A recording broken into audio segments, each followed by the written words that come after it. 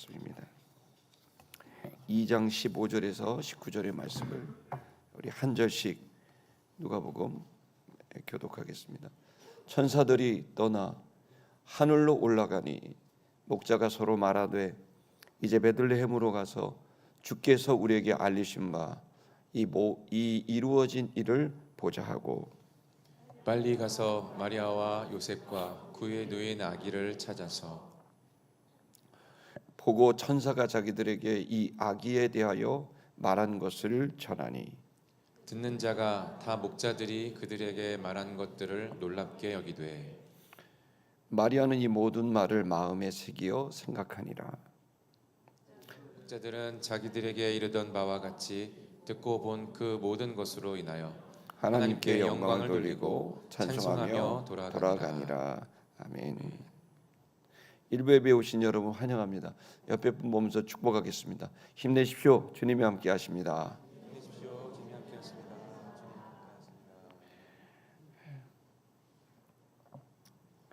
오늘의 주제는 참된 믿음의 모습입니다. 여러분, 참된 믿음의 모습이 뭘까? 또 그리고 거듭난 성도의 모습이 뭘까? 헌신된 일꾼의 모습이 무엇일까? 참된 믿음을 소유한 그 사람의 모습은 어떤 걸까? 우리는 무엇으로 이 참된 믿음을 내가 갖고 있는지를 확인할 수 있을까? 이게 좀 고민입니다. 예수님의 말씀은 늘 우리에게 도전을 주고 떨리게 합니다. 마태복음 7장 21절에서부터 23절의 말씀을 한번 한 절씩 먼저 읽고 말씀을 시작하고 싶은데요. 예수님이 직접 하신 말씀입니다. 다 같이 읽겠습니다. 나더러 주여 주여 하는 자마다 다 천국에 들어갈 것이 아니요 다만 하늘에 계신 내 아버지의 뜻대로 행하는 자라야 들어가리라. 그러니까 모두가 다 들어가는 게 아니라는 거예요. 주여 주여 이렇게 외치고 예배하고 기도했던 사람들이 다 천국에 갈 것이 아니다. 그러면서 하신 말씀이 하늘에 계신 내 아버지의 뜻대로 행하는 자라야 들어갈 수 있다고 분명히 참된 믿음에 대해서 구원 얻는 믿음에 대해서 아주 도전적으로 말씀하고 있습니다. 22절도 한번 읽겠습니다. 시작. 그날에 많은 사람이 나더러 이르되 주여 주여 우리가 주의 이름으로 선지자 노릇하며 주의 이름으로 귀신을 쫓아내며 주의 이름으로 많은 권능을 행하지 아니하였나이까. 주님의 이름으로 선지자 노릇 말씀을 가리키고 주의 이름으로 귀신을 쫓아내는 능력을 행하고 또 많은 권능으로 역사를 이뤘다는 겁니다. 여러분, 우리는 그런데 예수님의 이야기는 참된 믿음이 아니라는 그런 말씀이겠죠. 우리가 좀 더 23절의 말씀을 읽겠습니다. 시작. 그때 내가 그들의 밝히 말하되 내가 너희를 도무지 알지 못하니 불법을 행하는 자들아 내게서 떠나가라 하리라. 이 굉장히 심각한 말씀을 우리에게 주는 겁니다. 오늘 이 참된 믿음에 대한 깊이 있는 그런 생각이 저와 여러분에게 있는 한 주간 되기를 축복합니다. 예수님은 또 비슷한 말씀을 하신 적이 있는데 7장 16절에서부터 18절의 말씀입니다. 그 구절도 한번 읽겠습니다. 시작. 그들의 열매로 그들을 알지니 가시나무에서 포도를 또는 엉겅귀에서 무화과를 따겠느냐. 그러니까 참된 믿음은 열매로 나오게 되는 건데 포도를 얻고 나는 포도나무라고 생각했는데 이 포도가 열려야 포도나무인 거죠. 가시만 있다. 그럼 포도나무는 아니죠. 내가 무화과 나무인 줄 알았는데 엉겅귀만 가득하다. 무화과 열매도 없고 포도 열매도 없고 가시만 가득하다. 그렇다고 한다면 이 현상은 내가 누구인가? 내가 가지고 있는 이 믿음은 나의 정체성을 바꾼 게 맞나? 이 믿음은 구원을 얻게 해서 하나님의 자녀가 되는 정체성의 변화를 가져오게 되는데 그 부분이 어떠한가를 얘기하고 있는 겁니다. 17절의 말씀을 보겠습니다. 17절 시작. 이와 같이 좋은 나무마다 아름다운 열매를 맺고 못된 나무가 나쁜 열매를 맺나니라고 되어 있죠. 그리고 18절도 읽겠습니다. 좋은 나무가 나쁜 열매를 맺을 수 없고 못된 나무가 아름다운 열매를 맺을 수 없느니라. 그리고 마지막에 이런 말씀을 합니다. 20절 읽겠습니다. 시작. 19절 읽겠습니다. 시작. 20절 말씀. 전달이 안 되는데요. 이러므로 그들의 열매로 그들을 알리라, 이렇게 말씀을 하신 것입니다. 그러니까 여러분, 우리는 열심히 교회를 나가고, 여러분 이제 교사도 하고 봉사도 하고 또 사역도 할 수가 있는 거겠죠. 그런데 그게 정말 그렇게 하는 것이 어떤 내가 한 종교를 정하고 그 종교인으로서 살아가는 건지, 아니면 정말 참된 믿음으로 변화되어 하는 건지는 주님과 본인만이 알 수 있는 거겠죠. 어쩌면 본인도 혼돈할 수도 있는 문제 같습니다. 왜 이런 무거운 말씀을 전하냐면, 오늘 본문의 말씀에 목자들의 이야기가 나오는데, 이 목자들은요, 이 참된 믿음을 말하고 또 쓰임 받는 귀한 그 사람들입니다. 이 참된 믿음은 어떤 것인가를 오늘 이제 목자들이 보여주고 있습니다. 이 말씀의 배경은 여러분 알다시피 이 목자들은 제사용 양을 기르던 그런 목자들입니다. 그래서 예루살렘에 쓰게 된 그 양을 잡고 키우고 흠이 없고 점이 없게 만들어서 그렇게 그 가정과 또 나라와 민족을 위한 제물을 드리는 양을 잘 기르는 그 역할을 하는 목자였습니다. 근데 이제 이들이 그런 사명의 삶을 살았지만 놀라운 일을 경험하죠. 천사가 직접 와서 그들에게 말한 것은, 오늘날 기쁜 소식을 너에게 전한다. 바로 오늘날 유대 땅 베들레헴에서 구주가 탄생했다. 그리고 그리스도고 그는, 그 아기는 그리스도고 주가 된다. 온 백성에게 전할 기쁜 소식이다. 이건 그들이 구원 얻을 수 있는 길이 열리게 됐는데 그가 탄생하게 된 것이다. 그러면서 베들레헴에 올라가라. 그리고 그 아기를 찾아라. 수많은 아기가 있을 텐데 한 아기는 바로 구유에 담겨져 있고, 그리고 그 아기는 강보에, 하얀 강보에 쌓여서 누워져 있는 아기가 있을 텐데 그 아기를 찾아라. 그러면서 그 아기가 바로 온 세상을 구원할 구주이다라고 이제 이야기를 듣습니다. 여러분이 만약에 이런 이야기를 일터에서 기도 중에 들었다고 한다면 여러분들은 어떻게 반응하시겠습니까? 그런데 이 목자들은 어떻게 보면 정말 이렇게 생각하면서 그 이야기를 제대로 듣기보다는 좀 황당한 얘기 같다, 너무 과한 얘기 같다, 이렇게 여기지 않았겠습니까? 그런데 이 목자들은 그렇게 안 했습니다. 그 말씀을 듣자 즉시 반응합니다. 즉시 반응합니다. 그러면서 이들이 이 말씀을 온전하게 받아들이면서 보여주는 모습은 바로 야고보서의 말씀도 떠오르게 하고, 바로 행하는 믿음, 움직이는 믿음, 반응하는 믿음을 우리가 볼 수 있고, 그 믿음이야말로 바로 참된 믿음이라고 할 수가 있는 거죠. 진짜 믿는다면 반응할 수밖에 없는 거죠. 그런데 반응하지 못하는 것은 바로 믿고 있지 못하다는 것을 말해주고 있는 거죠. 황당할 것 같은 이 이야기를 들었을 때 목자들은 반응했습니다. 그들이 어떻게 반응했냐면, 첫 번째 바로 즉시 반응했습니다.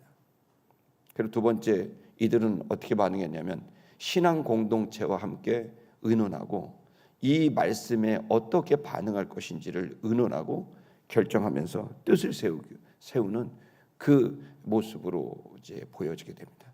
그러니까 이 하나님의 말씀을 들었는데 주님의 사자의 말씀을, 주님의 사자를 믿고 주님의 사자가 전한 이 말씀을 들었을 때 이들은 그 말씀을 전적으로 믿었고, 그것을 각자 마음의 움직임으로 반응으로 보였고, 그리고 공동체 속에서 이것을 나눴고, 그러면서 이 작은 공동체, 이 공동체는 어떤 공동체죠? 바로 일터 공동체입니다. 이들은 이 일을 하고 있었고 직업을 갖고 있었고, 그리고 그 속에서 그 직업에 있어서 중요한 정신은 바로 신앙이었기 때문에 이들은 일터에서 자신의 신앙을 공유하게 됐고, 그 신앙을 공유하면서 뜻을 세웁니다. 그리고 이 말씀이 이루어졌다면, 그렇다면 말씀을 순종하자. 유대 땅 베들레헴으로 올라가서 강보에 쌓인 구유에 놓인 이 아기를 우리가 가서 보고 경배하자라고 뜻을 세우게 됩니다. 근데 쉽지 않은 일이죠. 왜냐하면 지금 양들이 있습니다. 지켜야 될 너무나 중요한 양들이 있습니다. 그리고 밤입니다. 이 양들을 내버려 두고 이 밤에 어디를 갑니까? 그러나 이 공동체는 주의 말씀을 듣자 그것을 과감하게 포기하고 아주 역동적으로, 능동적으로 반응을 합니다. 이들은 즉시 마음을 모으고 움직입니다. 말씀대로 베들레헴을 향해 떠나게 되는 거죠. 15절의 말씀을 한번 원전 노트로 볼까요? 15절의 말씀을 원전 노트 보여주십시오. 네. 여러분 보시면 잘 보이겠죠? 그 일이 되었다. 이제 이 본문은 또 다른 이제 문단인데, 이 일이 되었다라고 말합니다. 이 일이 되었다는 것은 굉장히 중요한 일이 또 하나가 이루어졌다. 이것은 오늘날 모든 시대, 또 오늘날에도 우리가 믿고 있는 우리들이 어떻게 개인적으로, 어떻게 공동체적으로 신앙생활을, 참된 믿음을 실현해낼 수 있을까를 보여주는 좋은 예가 되는 겁니다. 그 일은 이렇게 됐다. 천사들이 하늘로 올라가 떠나갔다. 하늘을 향해 다시 돌아갔다. 신비로운 체험을 이들은 하죠. 여러분, 우리는 영적 체험을 합니다. 저도 그 영적 체험을 19살 때 하고 나서 인생이 바뀌기 시작했고, 지금도 주님과 동행하면서 교제를 나누게 됩니다. 여러분도 그러실 겁니다.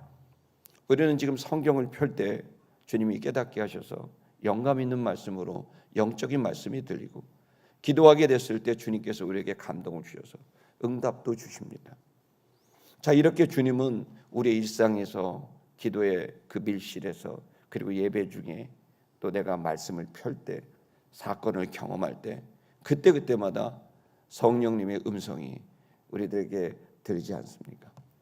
여러분, 그랬을 때 그 음성을 따라 우리는 가는데, 이런 신비로운 영적 체험이 영적 체험으로 끝나서는 안 됩니다. 저는 여러분이 하나님께서 들어준 말씀에 대해서 오늘 여기 목자들과 같이 반응할 수 있는 참된 믿음의 소유자가 되기를 축복합니다. 여기에 보면 그 사건은 바로 그 영적인 체험이 있고 난 다음에 이들이 이 말씀을 듣고 어떻게 반응했는가를 보여줍니다. 이 목자들은 서로 말했습니다. 말씀을 듣자 서로 혼자 각자의 감동이 있었지만 또한 서로 말을 하게 됐다고 되어 있습니다. 그러면서 우리가 가자고 얘기했습니다. 지금 가자. 이들은 지금 가자고 말했습니다. 베들레헴까지 말씀이 있으니 이 말씀에 따라 우리 가보자. 그리고 또 말합니다. 우리 보자. 가서 보자. 이 일을, 이 천사가 말한 이 일을, 구주가 태어난 이 아기를 보자. 이 이루어진 일, 주께서 우리에게 알리신 그 일을 가서 보자라고 이들은 아주 능동적으로 반응한 겁니다. 즉시 반응했고, 그리고 능동적으로 반응했고, 이들은 혼자 반응하지 않고 함께 반응한 거예요. 믿음의 공동체가 정말 중요합니다. 우리가 왜 이렇게 가정에서 우리는 혼자 주님을 믿을 수 있다고 생각합니다. 골방에서 주님과 1대1로 만나서, 그것도 인격 성전으로서 아주 중요한 그런 신앙입니다. 그러나 성경을 보면 우리는 사명이 있는 겁니다. 그건 뭐냐면 예수님 말씀하신 대로 먼저 그의 나라와 의를 구하라고 하셨던 것처럼 우리의 우선순위는 정해졌습니다. 나의 나라가 아니라 하나님의 나라입니다. 나의 의가 나의 뜻이 아니라 하나님의 의, 하나님의 뜻이 되는 거죠. 그래서 이것이 정체성이 바뀌고 나서 우리의 가치관이 바뀌고, 그것에 따라서 우리는 살아가고 있는데 그 일에 있어서 우리의 영혼이 온전해지는 것과 우리에게 주어진 사명을 온전히 하기 위해서 하나님은 공동체를 주셨다는 걸 믿길 바랍니다. 그래서 하나님은 구약에서는 가족을 주셨던 거죠. 노아가 그 죄악에 관영한 때 그 가족들과 함께 방주를 짓고 구원을 받았던 거죠. 신약에서 그 가정이 깨어지게 되자 더 큰 하나님의 완전한 영원한 하나님 나라의 모델을 보여주셔서 교회를 세우시고 그 교회 공동체를 통해서 하나님 나라를 계속해서 이방인들에게 온 세상 끝까지 땅 끝까지 전파하는 일을 하고 계시는 거죠. 그래서 우리는 여기서 두 가지가 되게 중요합니다.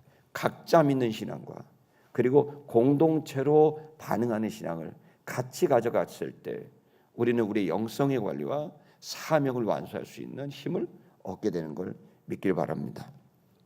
목자들은 그 말씀 앞에 각자 그리고 공동체로 반응했습니다. 그 다음 구절을 볼까요? 그러면서 목자들이 서로 말을 했습니다. 그러면서 이들은 그 다음 구절 16절을 보여주시겠습니까? 그들이 빨리 올라갔습니다. 이들은 그래서 반응을 보이는데 빨리 올라갔어요. 성경에는 그들이 함께 갔다. 그러니까 혼자 가지 않았어요. 야, 네가 가서 보고 와라. 그게 아니에요. 이들은 함께 올라가게 됐고 그들은 찾았습니다. 뭘 찾습니까? 마리아를 찾았고 요셉을 찾았고 그리고 아기를 찾았습니다. 그리고 그 아기는 구유에 누워 있는 아기였습니다. 여러분 이제 한번 저를 좀 한번 보시죠. 여기서 우리가 먼저 생각해야 될 건 즉시 반응하는 것과 공동체와 함께 반응하는 것입니다. 저는 사역을 할 때 정말 공동체인지 아닌지 이 부분에 대해서 굉장히 중요하게 생각합니다. 공동체 의식의 문제인 거죠. 여러분 참된 믿음의 구조는 이중적 구조입니다. 그건 바로 개인의 신앙 그리고 또한 공동체 관계의 신앙입니다. 우리가 지금 1분기 때는 경건의 성장을 하고 2분기 때는 개인의 성장을 하고 3분기 때는 관계의 성장을 하는 그 이유 그리고 나서 사역의 성장을 하는 이유는 성경적입니다. 제가 관찰한 성경은 단계가 명확합니다. 경건 즉 하나님과의 관계에서 신비하고 영적인 영감 있는 관계가 되는 거죠. 그것은 누구도 이제 그 안에 들어갈 수 없는 주님과의 대면하는 신앙입니다. 저는 여러분이 주님과 친해지기를 축복합니다. 영적인 사람들이 되기를 축복합니다. 근데 그것이 뭘로 와야 되냐면 바로 개인. 그 개인 자체가 그 하나님의 신앙을 담을 수 있는 그릇으로서 개인이 성장해야 될 줄 믿습니다. 여기에서 이 개인이 잘 가려면 또한 개인을 잘 유지하려면 가정 자체가 신앙 공동체가 되든지 아니면 교회가 그 신앙 공동체로서 그 가정과 교회가 그 개인의 신앙을 잘 관리하고 성장시킬 수 있는 환경을 구성해 줘야 되는 겁니다. 분명한 사실은 인간은 그 환경에 영향을 받습니다. 물론 하나님과의 1대1의 관계가 절대적인 것이지만 그러나 우리가 여전히 오류를 범할 수 있는 연약한 자들이기 때문에 그래서 가정과 교회가 신앙적으로 참된 믿음의 공동체가 될 때 그 영혼은 온전하게 걸어갈 수 있는 기회를 얻게 됩니다. 내가 아무리 주님의 신비한 경험을 하고 영적 체험을 했다고 할지라도 그 가정이 거기에 동의하지 않고 거기에 함께하지 않는다면 그는 그 속에서 참 많은 어려움과 또 수고와 그리고 갈등을 경험할 겁니다.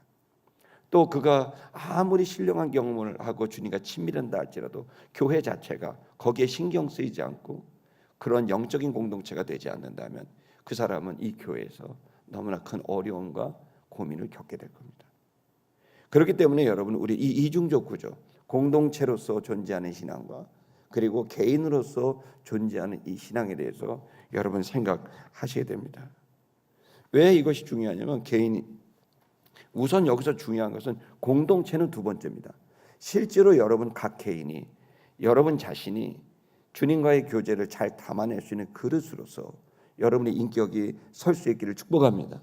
그것이 여러분 이번 3월, 4월, 5월 우리가 2분기 때 하는 건 개인의 성장입니다. 그 개인이죠. 왜냐하면 사실은 우리의 신앙은 우리의 믿음은 크기가 뭘로 결정될까요? 주님이 주시는 것으로 결정되지 않습니다. 주님은 무한한 분이고 완전한 믿음을 우리에게 선물로 줍니다. 그러면 우리에게 소유되는 믿음은 뭘로 결정될까요? 여러분으로 결정됩니다. 여러분의 그릇이 작으면 작은 믿음이 되는 겁니다. 여러분의 그릇이 크면 큰 믿음이 되는 겁니다. 하나님은 완전하신 분이고 그리고 광대하신 분입니다. 주님이 여러분에게 주시는 질과 양은 측량할 수 없습니다.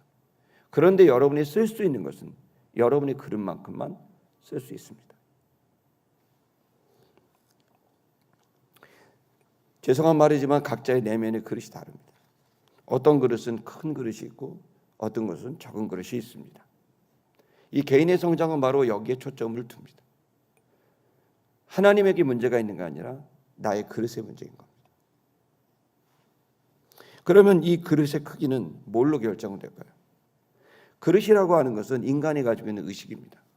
인간은 모든 자가 내면을 갖고 있습니다. 마음을 갖고 있고 정신을 갖고 있고 거기에서 의식을 갖게 되는 거죠.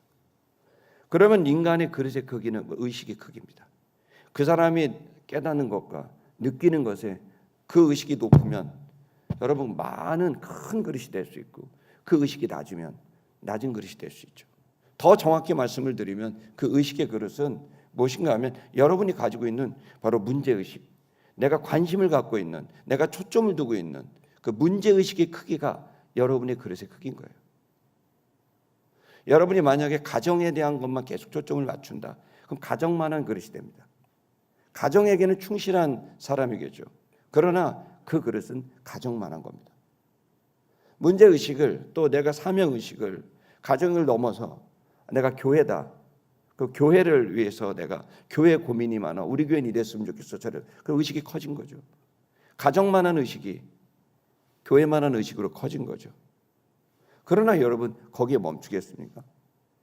여러분 그런데 세상 오늘 기도를 또 우리 집사님이 전 세계 우리 민족에 대한 또 열방에 대한 여러분 그 고민하고 문제를 갖고 사명을 갖게 되는 이 느끼고 생각하는 그 정도가 바로 그릇의 크기예요. 자기만 생각하는 사람은 아주 작은 그릇입니다. 그 사람과 하나님의 일을 하기 너무 어렵습니다. 왜냐하면 철저히 자기중심적이니까. 그러나 조금 크면 가정까지 생각하는 그릇이 있습니다. 이 사람은 가족도 생각하고 아들도 생각하고 남편도 생각하고 아내도 생각하고 부모님도 생각하는 생각의 지경, 문제의식과 사명의식이 좀 더 넓어지게 되죠. 그럼 가정만한 믿음이 부어지는 게 아니라 그것밖에는 받을 수가 없습니다. 그릇이 그만하니까요.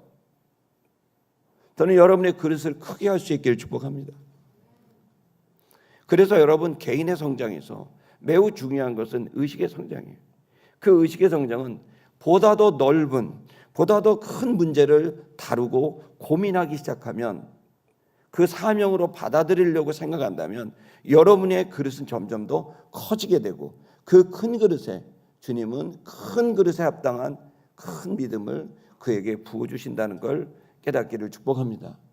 왜 우리가 어린이들에게 교육을 하고 아웃리치를 갑니까? 왜 일본을 갑니까? 그 그릇의 크기를 넓히는 겁니다. 거기를 갔다 오면 이제 일본을 품을 수가 있게 됩니다. 영동의 아웃리치를 왜 갑니까? 영동만큼 품을 수 있습니다. 영덕을 왜 갑니까? 영덕만큼 품을 수 있습니다. 그릇의 크기는 결국에는 자기가 보고 느끼고 생각하는 그리고 그것으로 문제의식을 갖고 저걸 어떻게 문제를 해결하지? 영덕의 문제를 어떻게 해결하지? 영동의 문제를 어떻게 해결하지? 일본의 문제를 어떻게 해결하지? 저 이스라엘의 문제는 어떻게 하지? 이 지구촌의 문제는 어떻게 하지? 그게 바로 그 사람의 그릇입니다. 개인의 성장은 바로 이 의식의 문제입니다. 내가 하나님의 아들이라는 높은 의식을 갖게 되면 점점 더 생각하는 것이 달라지고 나중엔 어디까지 커져요? 온 우주를 주관하고 계신 하나님은 무슨 고민을 하지? 결국에는 다다르게 되는 그 궁극지의 지점에 가면 하나님의 나라와 그의 의에 대한 고민을 하게 되는 겁니다. 하나님의 인류 구원은 어떻게 되지? 이 의식의 정도가 되지 않으면 아무리 나이를 먹고 높은 지위에 가고 경험이 많다 할지라도 의식의 정도의 크기만큼 그 믿음은 쓸 수밖에 없게 되는 겁니다.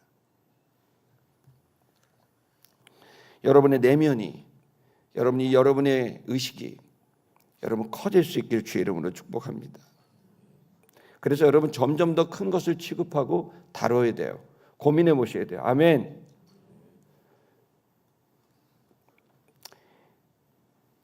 여러분, 그래서 그러한 것을 어디서 가르치냐? 요즘 학교에서도 안 합니다. 그걸 어디서 가르쳐야 됩니까? 가정에서 잘 안 합니다. 이제 남아있는 유일한 길은 바로 저는 교회라고 생각합니다. 그런데 이 교회마저도 그런 의식을 안 가르칩니다. 우리 교회가 어떻게 되지? 그럼 교회만한 신자예요. 의식이 크질 않아요. 여기를 벗어나지 못해요. 교회가 끝이 아니에요. 결국 교회를 하자는 것도 하나님 나라를 하자는 겁니다. 아멘입니까? 저는 성도 여러분이 교회만한 성도가 아니라 세상만한 성도가 되길 축복합니다.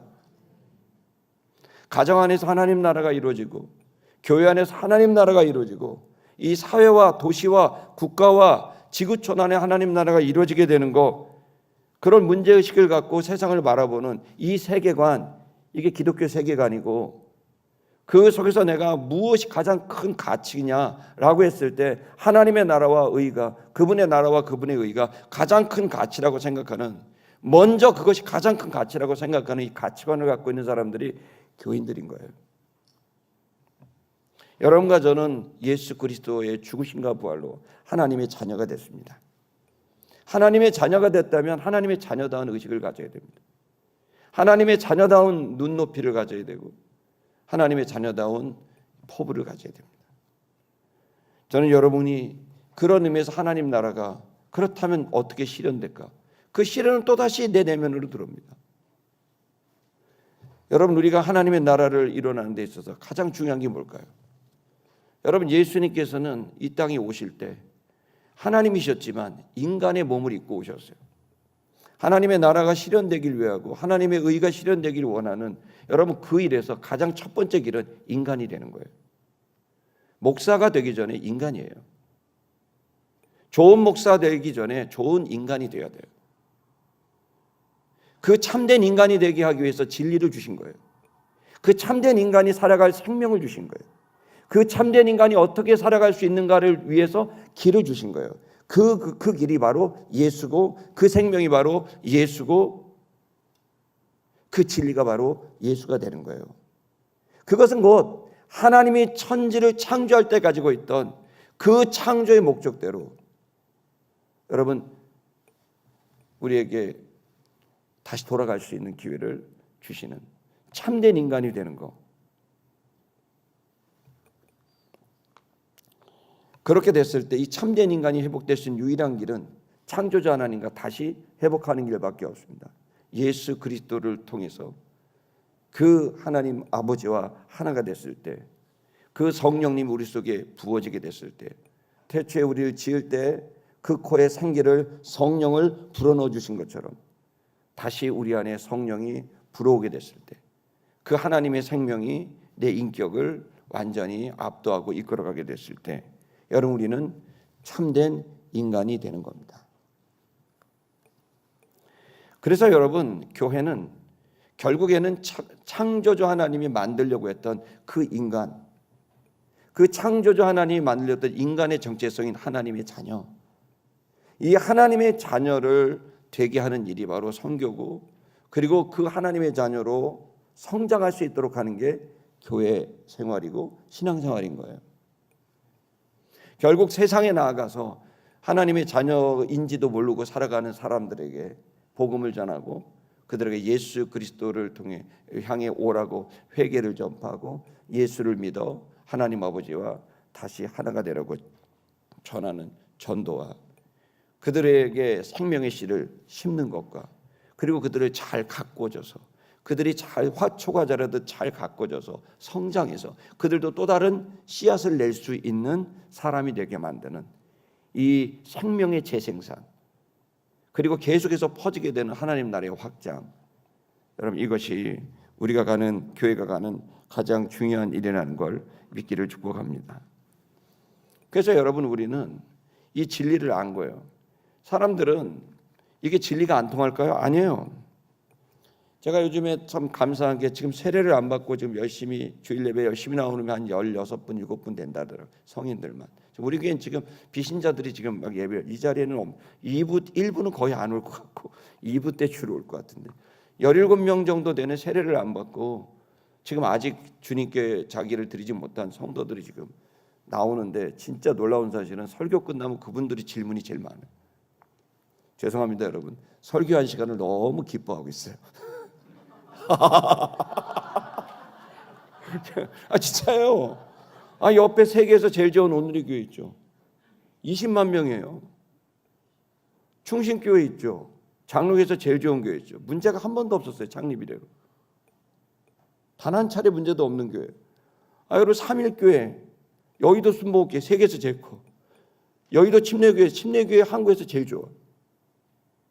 여러분 이 교회에서 어떻게 우리 저기 가면요 예루살렘 성전 갖고 우리 이제 베들레헴 마우간 같잖아요. 갈 때마다 느껴요 저는. 이렇게 좋아 교회가. 막 목사실 가면 진짜 장난 아니에요. 막. 근데 여러분, 근데 이 교회를 왜 와요? 저에게는 자부심이 있어요. 내가 그렇게 대단한 학자도 아니고 뭐 학력도 별로 없고 그렇지만 하여간 말씀은 내가 여기서 가감없이 전하고 내가 사람을 모으기 위해서 말씀을 전하는 게 아니라 말씀을 전하기 위해서 사람을 모으자. 이런 거 유명한 말이에요. 이런 거 좀 적어놓으시고 그러세요. 어느 날 내가 사람을 모으기 위해서 설교를 하나? 아니야. 내가 왜 사람을 모으지? 말씀을 전하려고. 여러분 왜 그럴까요? 그렇게 하지 않으면 이 말씀이 없으면 믿음이 안 생기고 믿음이 안 생기면 온전한 믿음이 안 생기면 아무 일도 행할 수 없는 가정만한 사람, 교회만한 사람 그걸 넘지 못해서 하나님 나라만한 사람이 되지 못하는 하나님의 아들로서 완성되어 나아가야 되는데 그래서 교회는 늘 준비시키는 거예요. 에킵. 그렇게 세상을 바꿔나갈 수 있는 사람으로서 준비시키는 일, 무장하는 일, 성장시키는 일 자신이 왜 태어났는지 동기와 목적과 방법을 모르는 이게 바로 진리거든요. 진리는 다른 게 아니에요. 모든 시대 사람들, 모든 사람들 교인이든 아니든 진리는 다 통해야 되는 거예요. 교회 안에서도 통하고 세상에서도 통하는 게 이게 진리예요. 교회 안에서 통하는 건 교리예요. 신학이에요. 그러나 교회 바깥에도 누구에게도 저 아프리카 터인들에게도 아마존의 터인들에게도 다 통하는 게 뭐냐? 난 왜 태어났으며 무엇을 위해 살며 난 어떻게 살아야 돼? 이거에 대한 해답이 바로 진리인 거예요. 그래서 믿던 안 믿던 이 진리를 통해 사람들은 관심을 갖게 되고 그 진리가 예수라는 사실을 알게 됐을 때 크리스천이 되는 거예요. 그래서 여러분 우리는 가르치는 만큼만 되고 외치는 만큼만 될 수밖에 없다는 겁니다. 결국 교회는 너무 중요합니다. 왜냐하면 교회는 주님이 기뻐하시는 일꾼을 키워서 세상으로 보내서 세상에 수많은 영혼들을 살리고 그리고 그들을 다시 키워서 가꿔서 그들이 또다시 세상을 하나님 나라를 만들고 인류 구원에 쓰임받을 수 있도록 만드는 일을 하는 것이기 때문에 여기는 하나님 나라의 엔진이기 때문에 교회는 정말 중요한 일이라는 것을 믿기를 축복합니다. 그러니 교회의 목적은 교회가 아닙니다. 시티 미션 교회가 시티 처치를 몇 개 세우느냐, 미션 처치를 몇 개 세우느냐, 홈 처치를 몇 개 세우느냐, 룸 처치를 몇 개 세우느냐, 이 모든 것은 교회를 위한 게 아닙니다. 교회 이름 나중에 바꿀 수도 있습니다. 할렐루야. 교회 이름도 바꿀 수 있는 것이고 목사도 바뀝니다. 그러나 바뀌지 않는 진리가 있습니다. 하나님 나라를 위해서 이 모든 교회와 목사는 다 있는 겁니다. 있는 동안 열심히 하는 겁니다. 열심히 사람을 키워서 세상으로 보내면 열심히 하나님 나라를 확장하다 보면 아프고 쓰리고 괴롭습니다. 정직하게 사는 게 쉬운가요? 편가르지 않으면서 공평하게 살아가는 게 쉬운가요? 아무도 지지 않는 그 짐을 내가 지는 게 쉬운가요? 그러면 상처가 생기고 아픔이 생기고 괴로울 때 다시 오라는 거예요. 그러면 이 교회에 와서 다시 신앙공동체 가정에 와서 회복하고 일어나서 또 힘내서 다시 나가라는 거예요. 그래서 선으로 악을 이기라는 거예요. 어둠을 몰아내라는 거예요.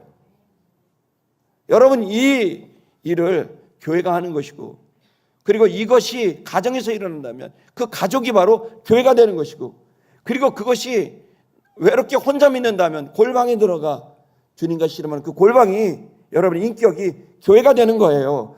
결국 주님으로 인하여 힘을 얻고 성장해서 세상에 나가 하나님 나라를 확장하는 일, 여러분 그 일을 위해 교회가 존재함을 여러분 믿기를 축복합니다.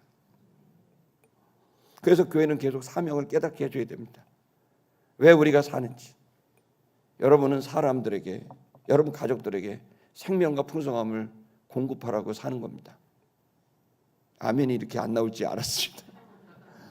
제일 먼저 가족에게 생명 공급하시고, 가족 먼저 전도하시고, 가족 먼저 1:1 제자양 요구하시고, 가족과 함께 하나님 나라 어떻게 하지? 높은 일 시킨 거죠. 골방에서 조그만 단독 원룸에서 한 가족이 있는 가난한 집이라도 그들의 기도의 제목이 하나님의 나라와 의를 위한 거라면 거기는 거대한 예배당보다 큰 예배당입니다. 그 의식의 크기, 문제의식의 크기, 사명감의 크기, 그게 곧 믿음의 크기고 그것이 곧 하나님의 역사의 크기입니다. 여러분, 이들은 그렇게 공동체를 이뤘습니다. 목자들은 각 개인의 감동을 받을 뿐만 아니라 일터에서 이들은 서로 논의했습니다. 이 말씀을 순종하자. 지금 즉시 그냥 양 버려두자. 야, 양이 뭐가 필요 있냐? 진짜 재물이 왔는데 예루살렘으로 가, 베들레헴으로 가자. 즉시 가자. 이들은 마치 베드로가 그물과 배를 버려두고 예수님을 쫓은 것처럼 이 목자들은 양들을 버려두고 자기 자리를 두고 말씀에 따라 이동합니다. 저는 우리 시티 미션 교회 저와 여러분들이 이러한 즉시 말씀에 따라 순종하는 이러한 참된 믿음을 갖기를 주의 이름으로 축복합니다. 두 번째는 이들의 믿음은 수동적이 아닌 능동적인 아주 역동적인 믿음이었습니다. 16절을 한번 볼까요? 16절. 그들은 빨리 갔다. 그리고 그들은 마리아와 요셉과 아기의 구에 누인 것을 찾았다라고 되어 있습니다. 이들은 열정적으로 반응했습니다. 목사님 때문에 어쩔 수 없이 나가야지 이런 거 아니에요. 주여. 그래서 뭐 누구 때문에 해야지, 무엇 때문에 해야지, 체면 치레해야지가 아닙니다. 그들은 주님과의 말씀이 있었고 그 말씀에 따라서 그들은 아주 역동적으로 열정적으로 그들은 순종했습니다. 세 번째, 이 믿음은 단순히 그냥 믿음이 아니라 그들이 확신을 갖고 하나님 말씀을 또 전파까지 했습니다. 참된 믿음은 하나님께서 내게 주신 말씀을 순종하고 그 순종의 과정에서 확신을 얻고 확신을 가짐으로써 하나님 말씀을 전파하게 되는 데까지 이르게 된 거예요. 지금 왜 말씀이 전파되지 않나요? 확신이 없기 때문이에요. 결국 답답하고 죽어가는 사람들, 살릴 길이 복음밖에 없고 예수님밖에 없다는 그 확신이 있는 사람은 누가 시키지 않아도 예수 그리스도를 전파하는 거죠. 그것은 전파되지 않는 것, 순종하지 않는 것은 곧 확신의 문제예요. 인간은 무조건 경험을 통해 확신을 얻어요. 지식을 통해 확신을 얻지 않아요. 지식을 통해 확신을 얻지 않고 경험을 통해 확신을 얻고 그 확신이 우리에게 열정을 주는 거예요. 여러분, 그래서 우리가 지금 이 목자들은 하나님의 말씀을 듣고서 감동을 받아서 믿음을 시작했지만 그들이 진짜 믿음의 그 확신이 든 것은 바로 그 베들레헴 마국간에서 확신을 든 거야. 진짜 있네. 말씀이 진짜네. 바로 이 체험이 이들에게는 엄청난 확신이 됐고 그 확신은 복음을 전파하는 것으로 나갑니다. 17절을 보시면 그들이 봤습니다. 봤다는 거예요. 하나님의 말씀이 사건이 되고 역사가 된 걸 봤습니다. 그리고 고했습니다. 전했죠. 그 놀이죠. 자기에게 있었던 지식을 전해준 겁니다. 이 아기에 대해서 자기들에게 말한 그것을 그 사람들 요셉과 마리아와 또 몇 사람이 더 있었는지는 모릅니다. 분명한 사실은 요셉과 마리아 이외의 사람이 있었다는 걸 알 수 있습니다. 그러나 누군지는 모르겠지만 어쨌든 요셉과 마리아 그리고 그 외에 주변에 있는 사람들에게 본인들에게 들판에서 있었던 그 이야기, 그 말씀을 전하게 되는 거죠. 말씀대로 움직이면 말씀이 성취가 되고, 말씀이 성취가 되면 확신을 갖게 되고, 확신을 갖게 되면 사역하고 전하게 된다는 걸 믿길 바랍니다. 그리고 뚫고 나아가는 그 열정이 생기게 되는 거죠. 하나님의 나라는 이렇게 역동적으로 움직입니다. 그것은 역동성은 바로 말씀이 행동으로 나아가고 순종이 결국 확신으로 나아갈 때 우리의 믿음은 누가 시키지 않아도 강력한 동력을 얻게 돼서 실천할 수 있게 되는 것을 믿기를 축복합니다. 자, 이렇게 말씀을 반응하게, 순전한 믿음을 반응하게 되면 어떤 결과들이 올까요? 그 18절에 보게 되면 거기에는 사람들은, 첫째는 호기심으로 바라보는 사람들이 있는 겁니다. 18절을 보시죠. 자, 듣는 사람들이 목자가 하는 일, 또 그들이 하는 그 말하는 일을 기이 여겼다. 다음마저는 놀랐다, 공포스럽다가 아니라 와, 너무 희한하다, 호기심을 갖게 되는 거예요. 여러분, 우리가 복음을 전하면, 우리가 사역을 하면 사람들이 다 반응하지 않아요. 그냥 신기하다, 너 왜 이렇게 변했냐, 호기심이죠. 그 진실된 복음의 전도자들이 복음을 전하게 되면 호기심으로 바라보는 사람들이 있어요. 이 사람들은 아직 그 말씀이 심겨진 사람들은 아닐 겁니다. 그냥 호기심으로만, 야, 희한하다, 야, 이규가 바뀐 것 같아, 저 왜 저런 말 하지? 그러면서 이제 끝나는 거죠. 자, 19절 보시면 그러나 다른 사람이 있는 거죠. 19절 보겠습니다. 그러나 마리아는 좀 달랐습니다. 마리아는 그녀의 마음의 생각을 갖고 있었고 이 모든 말을 지키고 있었다고 되어 있습니다. 다시 말하면 마리아는 이 목자들이 하는 얘기를 그냥 듣지 않았고 그녀의 마음속에 생각으로, 이 말은 곧 이 아기가 바로 내가 10달 전에 들었던 그 말씀처럼 이 아기가 인류를 구원하기 위해 태어난 아이가 맞구나 라고 하는 것을, 그 말씀을 마음에 받은 사람이 있는 겁니다.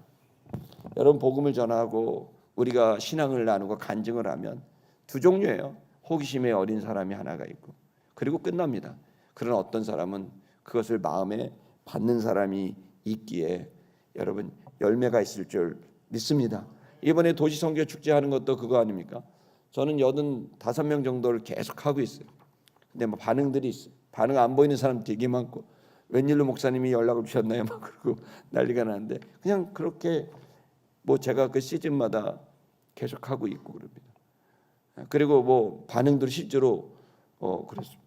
저는 지금 여러분에게 말씀드리고 싶은 것은, 제가 30여 년 동안 목회를 하면서 늘 깨닫는 것은, 내가 하나님께 이 중요한 시즌에 내가 순종하여, 저는 사실 김지현 전사님 통해서 하는 말씀 순종하고 있는 거예요.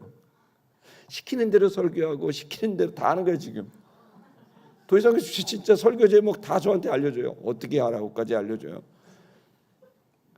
한편으로 이렇게 저렇게까지 신경, 얼마나 수고가 많을까 이런 생각을 해요. 근데 그래서 지금은 그냥 순종하면서 하는 거예요. 담임이라도. 그런데 그 순종의 과정에서 뭐를 얻습니까? 그건 저가 엄청난 또 은혜를 얻는 거죠. 그리고 그 열매를 보게 된다면 너무나 큰 감격이 되는 거겠죠. 자, 여러분, 희망을 갖고 복음을 전할 수 있는 여러분 되시길 축복합니다. 세 번째는 어떻습니까? 자기 자신이 기쁩니다. 참된 믿음을 가지면 경배와 찬양으로 콧노래를 부르면서 삽니다. 20절 볼까요? 목자들이 어떻게 바뀌었나 보세요. 목자들이 돌아가는데요, 자기네 일상으로 그 광야의 양떼를 향해 돌아가는데요, 영광을 돌리며 돌아가고 돼 있습니다. 영광, 하나님을 영화롭게 하고 또 찬송합니다. 하나님을 찬송하면서. 여러분, 이 느낌을 아시겠습니까? 이들이 얼마나 기분 좋게 돌아가는지. 신앙생활은 최고의 즐거움입니다. 노래방 가봐야 돈만 아깝습니다. 목만 아프고. 여러분, 말씀대로 반응해서 순종하고 거기에서 하나님 말씀을 확인하고 거기서 확신을 얻고, 그렇게 되면요 콧노래가 저절로 나오고 영광을 돌리고 찬송을 하게 되는 여러분 영원히 여러분 그 기쁨과 평안을 자유를 누리는 행복을 누리게 되는 걸 깨달으셔야 됩니다. 그 세상이 주는 기쁨이 아닌 말씀을 순종한 자만이 얻게 되는 기쁨. 여러분 거기에서 하나님께 찬송을 돌리고 이 모든 일 듣고 본 이야기를 자기들이 이뤘던 이야기를 생각하면서 와 하나님 너무 놀랍지 않냐? 아마 제일 그럴 것 같아요. 목자들 같아가 내려가면서 대박 아니냐? 진짜 봤지 너 애기 봤지? 강보에 쌓인 거 봤지? 우리가 양 태어나면 그 하얀 강보에 쌓고 구위에 놓잖아. 그 똑같이 하나. 드디어 하나님이 구주를 보냈어. 우와. 그러면서 하나님께 영광을 돌리고 찬양하면서 막 룰랄라면서 막 가지 않았겠습니까? 여러분 하나님 나라는 행복입니다. 우울하지 않습니다. 주님의 말씀을 따라 반응하고 순종하고 나아가면 확신을 얻고 담대함을 얻고 행복해지고 노래가 나옵니다. 이것이 주님 주시는 행복이라는 걸 믿기를 축복합니다. 야고보서는 무서운 말씀을 하죠. 영혼이 없는 몸이 죽은 것처럼 행함이 없는 믿음은 죽은 것이라고 말씀을 합니다. 여러분 우리의 믿음을 한번 생각하면서 나는 정말 반응하는 믿음인가? 참된 믿음인가? 이 부분에 대해서 우리가 주님 앞에 회개하고 주께로 돌아가는 시간이 되기를 바랍니다. 그렇다면 여러분 우리는 이 순간 한번 옆에 사람 돌아보면서 축복하겠습니다. 말씀에 반응하는 참된 믿음으로 살아가십시다. 할렐루야.